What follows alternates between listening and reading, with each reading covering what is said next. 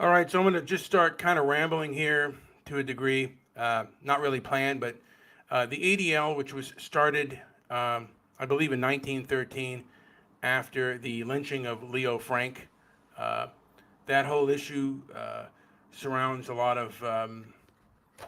It's a very contentious issue on what the reality is in that situation. So I'm not going to necessarily go there until I have definitely more information on it. But again, things seem kind of sketchy.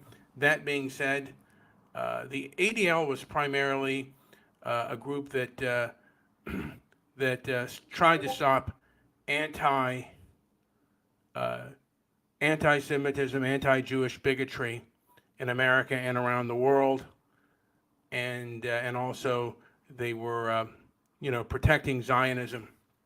But they've grown beyond that since the advent of social media, and they've shown themselves to be a very leftist organization in supporting a lot of woke left causes. The one being for me is the issue of South Africa and the murder of white farmers. Uh, there's been an issue of how many farmers were murdered and how many of them basically was done out of racial hatred. My issue is number one, they sing songs, they still sing songs about it, and South Africa seems to be very much a racial vendetta nation.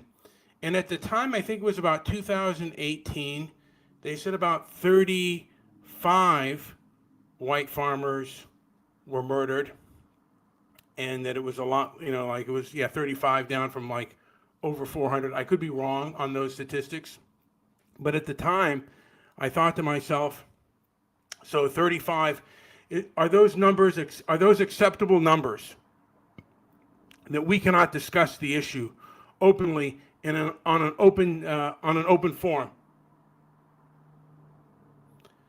And the ADL is particularly, hate speech only involves primarily one group. And basically, one group is singled out for hate speech.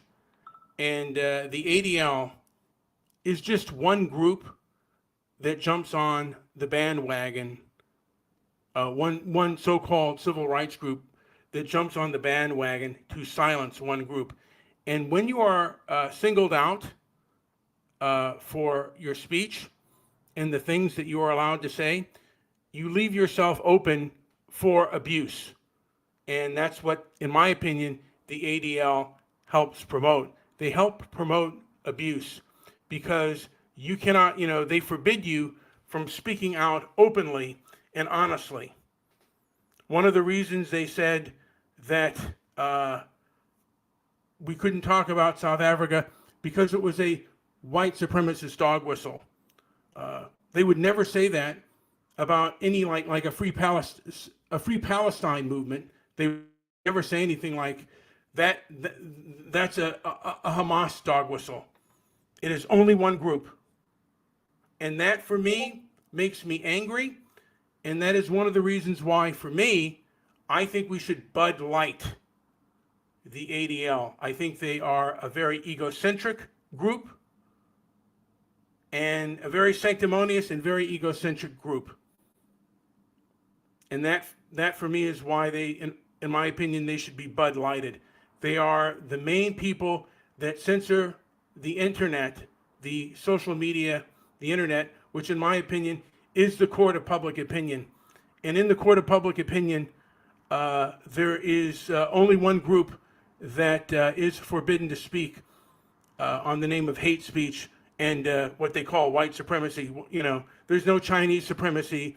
There's no Japanese supremacy or Asian supremacy. There's only white supremacy.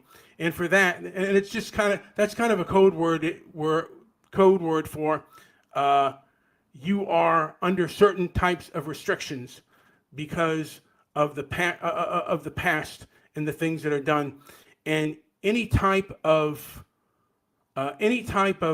grievance that you have cannot be spoken because, of course, That's a dog whistle to white supremacy. That's a dog whistle to hate speech. And I think that's extraordinarily unfair. And again, they don't debate their actions. They don't defend their actions in the court of public opinion. They primarily just demand them. And the people that come on and oppose them are primarily controlled opposition. And I, for one, am sick of it. They don't want to discuss with you. They don't want to talk to you. They don't want to respect you. So my thing is to Bud Light them. If people are going to disrespect you, then don't, like, go after all of their sponsors. Any way you can boycott them or economically harm them, you should do so. Anyway, this has been Brian with Transparency and Merit. Like, subscribe, leave a comment down below. Thank you for listening.